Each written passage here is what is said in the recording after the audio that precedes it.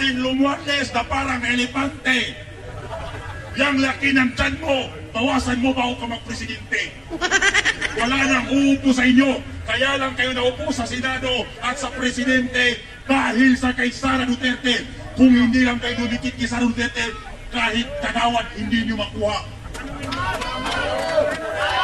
Oo, wala kayong makukuha. Wala kayong utang na loob.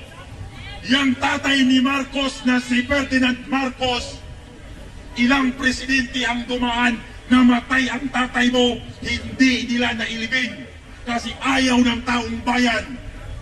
Dumating si Duterte sa pagkapangulo, ipinalibing ang tatay mong bangagka.